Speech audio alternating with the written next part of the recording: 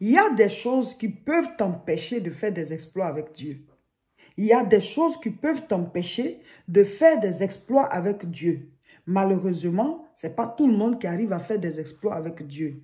On est tous chrétiens, on a accepté le Seigneur, mais ce n'est pas tout le monde qui réussit avec le Seigneur. Ce n'est pas tout le monde qui arrive à rentrer dans sa destinée. Ce n'est pas tout le monde qui arrive à faire des exploits avec Dieu.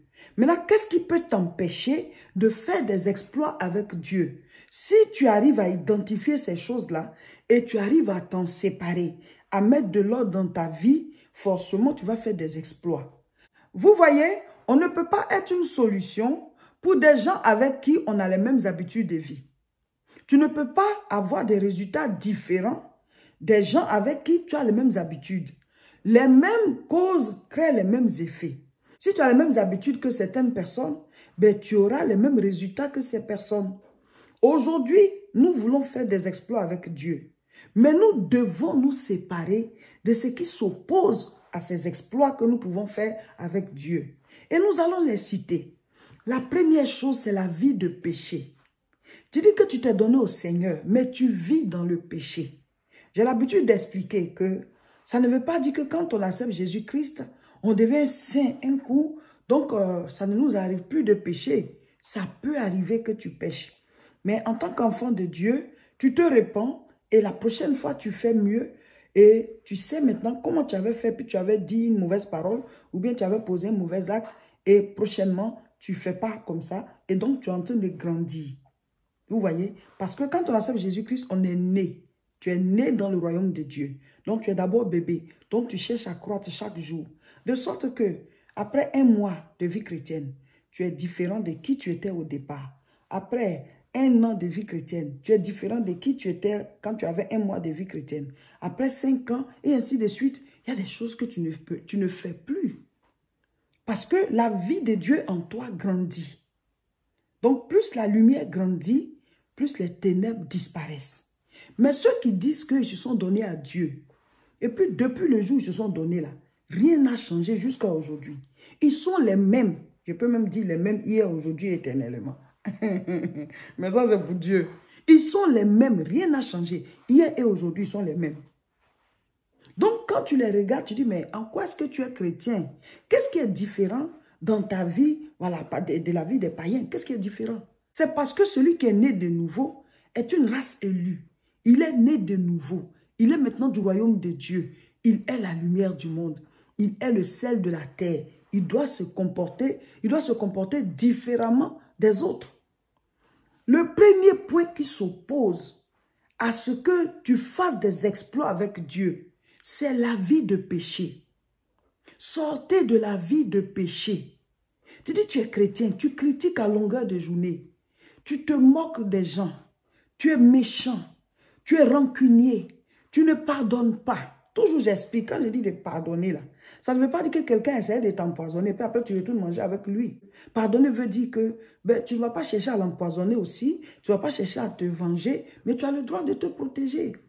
Dieu lui-même l'a chassé Satan du ciel. Hein? Voilà. Donc on a le droit de se séparer de certaines personnes, mais cette personne ne devient pas ton ennemi. Quand vous voyez que la personne a besoin d'un service que tu lui rends, tu peux lui rendre ce service, il n'y a pas de problème. Mais la personne n'est plus ton ami. Donc, on a le droit de se séparer de certaines personnes. Mais mes frères, mes soeurs, quand tu dis que tu t'es donné au Seigneur, et puis tu vis encore comme avant, quelle différence y a-t-il entre toi et le païen? C'est ça le problème. Donc, la première chose qui peut vous empêcher vraiment d'avoir une vie d'exploit, c'est la vie de péché. Sortez du péché. Tu ne peux pas être chrétien et tu te maries, tu commets l'adultère. Tu ne peux pas être chrétienne et tu es mariée, tu commets l'adultère. Tu ne peux pas être chrétien, au travail tu voles. Tu ne peux pas être chrétien, tu es méchant. Tu ne peux pas être chrétien et puis tu te moques des gens. Voilà, dans les péchés, il y a les vices. Ça dit quoi? Il y a des choses que tu aimes, mais tu sais que ce n'est pas bon et c'est caché. Séparez-vous de ça. Moi, j'ai l'habitude de dire, les vices, il faut les dévisser. Voilà. Sortez de votre vie les choses malsaines, impures, que vous savez que ça, là, ça peut vous disqualifier par rapport à l'avènement du Seigneur et aussi par rapport au choix de Dieu. Pour que Dieu fasse des exploits avec toi, là, dans ta vie, là, il faut qu'il soit avec toi. Mais si tu as des choses qui sont impures, cachées, que toi seul tu sais, que toi seul tu fais, tu sais bien que ça, c'est pas bon, mais tu chasses la présence de Dieu. Le Saint-Esprit est saint. Vous ne pouvez pas faire d'exploits avec le Seigneur. C'est-à-dire quoi? Réaliser des choses extraordinaires qui amènent les gens à dire ça, vraiment, c'est la gloire de Dieu. Tu ne peux pas réaliser ça si tu ne te sépares pas des vices, les choses cachées, que tu sais que ce n'est pas bien. Il faut enlever ça dans ta vie. Sinon, tu vas tourner en rond, tu vas avoir une vie, voilà, soft, voilà, sans trop de grands résultats. Et puis bon, après, tu quittes la terre simplement aussi, sans laisser de traces. Si tu t'es donné au Seigneur, engage-toi réellement, éloigne-toi du péché, marche dans la sanctification, aie une vie de prière, le pain du jour. Donne-nous aujourd'hui notre pain de ce jour. Voilà, aie la vie de prière. Tous les jours, prie, lis la Bible, mets en application, marche en fonction. Et chaque jour, le Seigneur va te guider et tu vas faire tes exploits. Une autre chose qui peut t'empêcher de faire des exploits avec Dieu, ce sont les addictions. Les addictions, là, les addictions vont vous empêcher de faire des exploits avec Dieu. Séparez-vous de la cigarette. Si vous priez, vous vous décidez, vous allez laisser. Si on met un fusil sur ta tête, un pistolet, puis on dit, ça là, arrête ça, tu vas arrêter. Ça veut dire que si tu te décides là, tu peux laisser tomber certaines choses. C'est vrai, quand l'envie va venir, il faut remplacer ça par quelque chose. Remplace par quelque chose. Tu as envie de fumer, bois de l'eau. Tu as envie de fumer, bois de l'eau. Ça va te rendre pur. Ou alors, tu mets la musique chrétienne, tu commences à prier, tu adores le Seigneur, jusqu'à ce que ton corps se déshabitue de cette addiction. Tu as envie de prendre l'alcool, bois de l'eau, bois de l'eau, bois de l'eau. Fais quelque chose. Prends un chewing-gum, mâche-le. En tout cas, quelque chose jusqu'à ce que tu sois débarrassé de l'envie de boire. Ou alors, mets la musique chrétienne, mets l'enseignement. Chaque fois que l'envie vient, c'est pareil pour ceux qui sont liés par la masturbation. Dès que l'envie te vient, installe le règne de Dieu. Mets la Bible audio. Mets une adoration chrétienne. Crie à Dieu. Si tu veux même, si tu rentres dans ta chambre, tu cries à lui. Mes frères, mes soeurs, la Bible dit, vous n'avez pas encore lutté jusqu'au sang contre le péché. Il y a des choses qui mettent les gens en retard, qui les font rater leur vie. Il faut que tu sortes de là. Bats-toi pour sortir de la drogue. Bats-toi pour sortir de la cigarette. Bats-toi pour sortir de l'alcool. Bats-toi pour arrêter la masturbation. C'est quelque chose qui te rend vil, qui te rend sale. Après ça, tu es impur, tu as la conscience qui te gronde. Tu n'es pas en paix, tu te sens pas, tu n'es pas fier de toi. Mais tu ne peux pas faire d'exploit avec Dieu, avec les addictions. Tu ne peux pas. Ce sont des choses qui s'opposent à ta destinée. Ce sont des choses qui te tuent à petit feu. Ce sont des choses qui détruisent tes projets. Tu n'as plus d'autres projets, tu te contentes juste de tes revenus si tu as un petit travail ou bien tu as des activités même commerciales. Même tu peux même avoir de grandes entrées. Mais tu te tues comme le fou de Gadara qui chaque jour, il se mortifiait avec des cailloux. Il se blessait. Chaque jour, il ajoutait des blessures sur son corps. Chaque fois que tu es dans cette addiction, que ce soit la drogue, que ce soit l'alcool, que ce soit la cigarette, tu es en train de te donner un coup de plus chaque jour. Un coup de plus chaque jour. Dis au Seigneur, délivre-moi et décide-toi de sortir de là. Décide-toi à sortir de là. Cette année, c'est l'année des exploits. Si tu es sous addiction, dis-toi, ça doit être mon exploit. Amen. Priez. Quand tu pries, Dieu descend une puissance du ciel. Cette puissance entre en toi et elle te délivre de cette addiction. Parce que tous ceux qui sont sous addiction, ils disent c'est plus fort que moi. Ça veut dire qu'il y a une puissance, il y a une pesanteur qui te tient dans ce lien-là. Mais si tu pries, tu cries à Dieu, tu brises cette addiction dans la prière, la puissance va descendre du ciel et briser ce joug spirituel. Tu vas te sentir libre, ça ne va plus rien te dire. La même chose, on va te présenter ça, tu vas dire non, je ne peux plus faire ça. La Bible dit la femme qui avait la paix de sang depuis 12 ans, elle a touché le vêtement du Seigneur. Une force, une vertu est sortie du Christ pour venir vers elle. Ça a mis fin à sa souffrance. Ce n'est pas seulement dans le cas des maladies, mais aussi dans le cas des addictions. Crois au Seigneur, prie, dis-lui, délivre-moi, délivre-moi, délivre-moi. Crois qu'il va le faire. Et à un certain moment, la Bible dit, croyez vous le verrez s'accomplir. Et à un certain moment, le spirituel, le monde de Dieu s'ouvre à toi. La puissance de ta délivrance ou de ta guérison descend et tu es libéré. Dieu existe.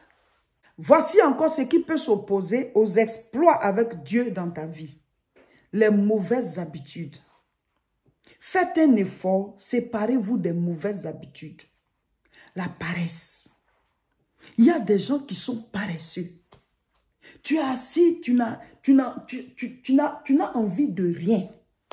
Ou alors, tu sais que tu dois faire quelque chose, hein, mais pour te lever pour le faire. Ou alors, tu fais, hein, mais tu fais tellement lentement que ton rendement de la journée, là, ce n'est pas ce que tu devais faire.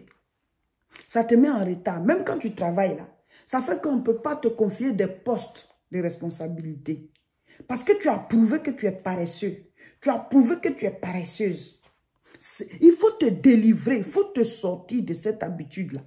Chassez les mauvaises habitudes de vos vies. La paresse. La paresse va faire regretter beaucoup de personnes. Ceux aussi qui négligent, ils savent qu'ils doivent faire quelque chose, mais ils disent, bon après, ceux qui procrastinent, voilà, c'est un peu pareil. Tu négliges tellement les choses, donc tu dis demain, et tu dis demain, et tu dis demain. Et finalement, mais tu ne le fais pas. Ou alors, le temps de faire ça passe. Et puis maintenant, tu es dans les regrets. Qu'est-ce qui t'empêchait même de faire ça, tu ne sais pas? Débarrassez-vous de cette habitude. Soyez prompt dans votre vie. Il y a quelque chose à faire, on le fait. Si tu dois te reposer, tu te reposes après. Mais on dit, ah non, je vais me reposer d'abord, puis après, il y a le fait. Mais demain ne t'appartient pas. L'heure qui doit venir ne t'appartient pas. C'est cette heure-là qui t'appartient. C'est pour ça qu'on appelle ça présent. Le présent, c'est un cadeau. C'est ça là qu'on t'a donné. C'est maintenant qu'il faut agir. Mais tu le mets à demain. Demain appartient à Dieu. Ah, je vais faire ça après-demain. Après-demain appartient à Dieu. Non, à l'heure prochaine. L'heure prochaine appartient à Dieu.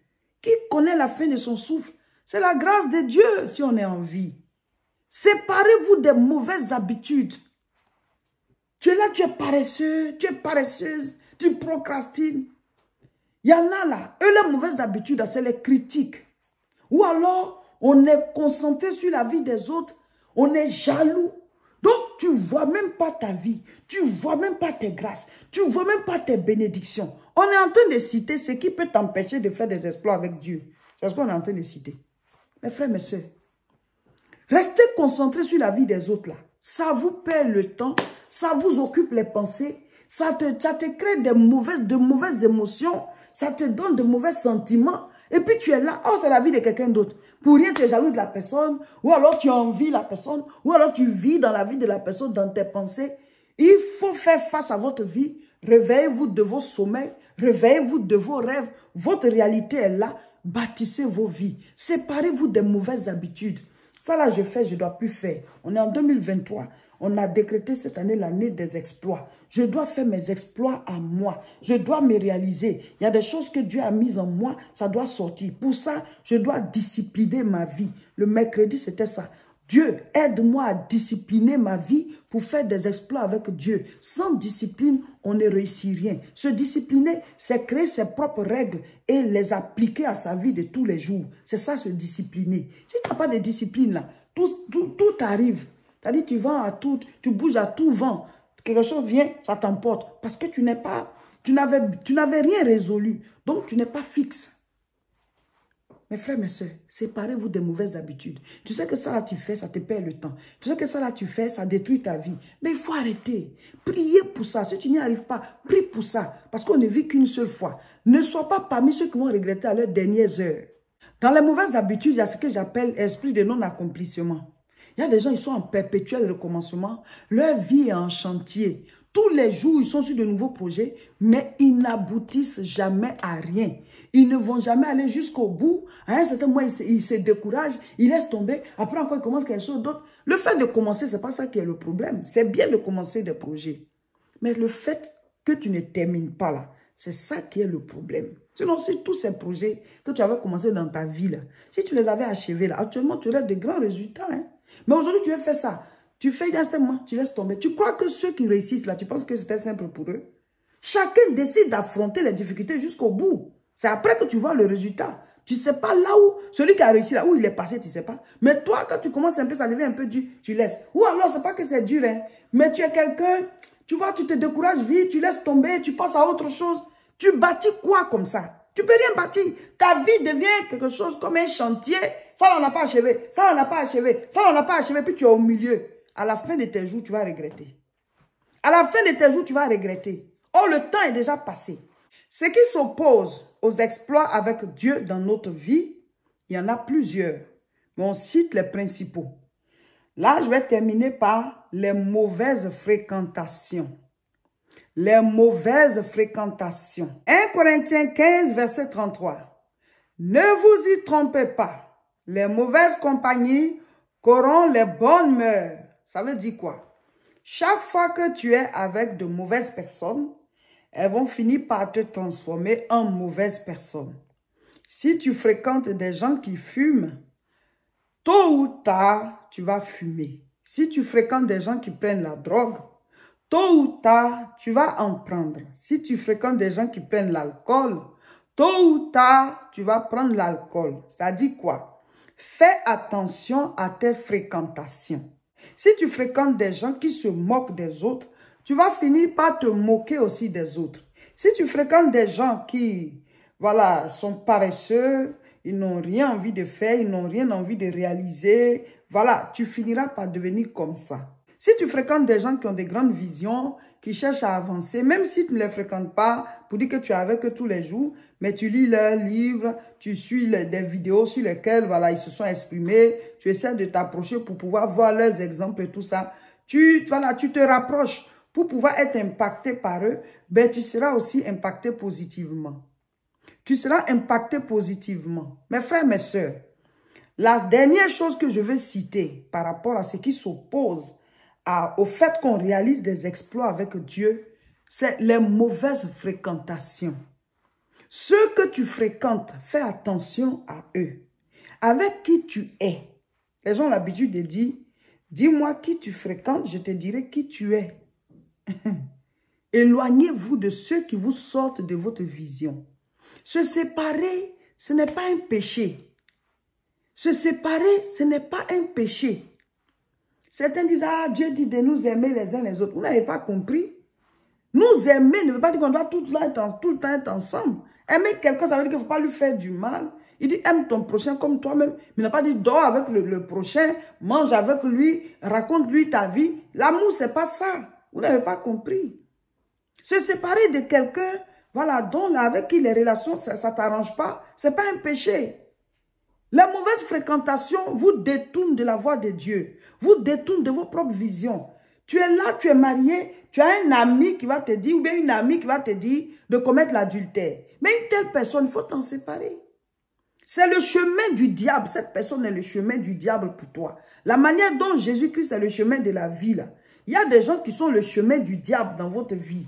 La personne te présente le péché. Chaque fois que tu es avec elle, elle te pousse à commettre des choses que tu ne voulais pas commettre. Elle te pousse à dire des choses que tu ne devais pas dire. Elle te pousse à faire des choses que tu ne devais pas faire. Ben, éloigne-toi simplement de cette personne. C'est le chemin du diable, le chemin de la perdition, le chemin du péché, c'est cette personne. Donc, tu t'en sépares. Se séparer n'est pas un péché. Dieu dit de ne pas faire le mal.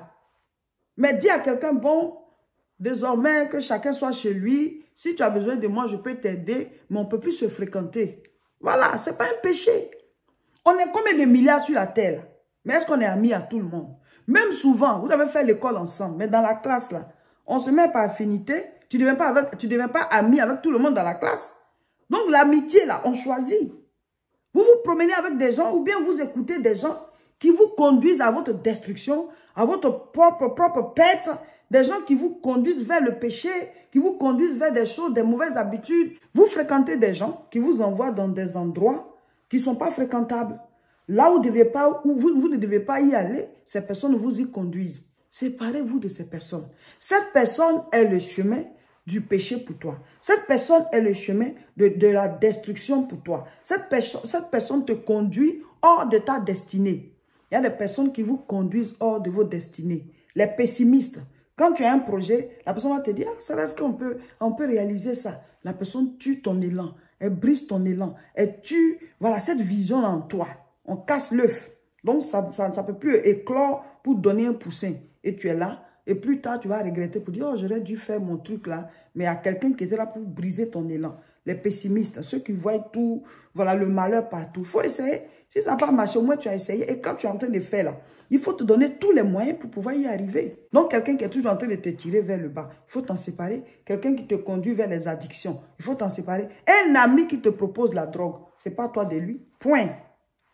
Ça là, c'est pour te tuer. La drogue, quand tu prends le chemin de la drogue là, pour sortir de là-bas là, c'est difficile.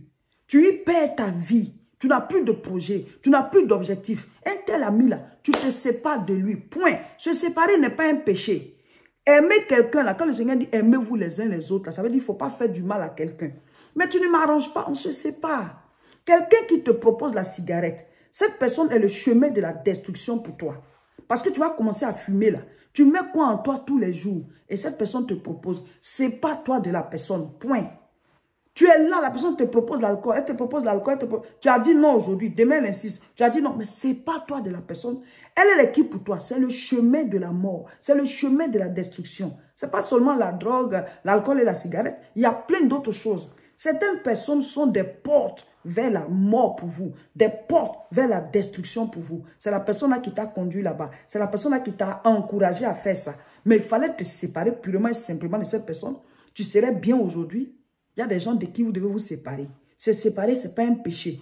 Tu me conduis vers la mort, je ne vais pas te suivre là-bas. Même nous, en tant que parents, quand tu vois que ton enfant fréquente quelqu'un qui lui donne de mauvaises habitudes, un autre enfant qui le conduit dans des endroits, tu vas parler à ton enfant. En tout cas, tu vas faire ce que tu peux pour que cette amitié-là s'arrête parce que ça ne va pas arranger l'avenir de ton enfant. Mais c'est pareil. Dieu ne veut pas que tu fréquentes quelqu'un qui va te conduire voilà, vers le péché ou bien à ta destruction.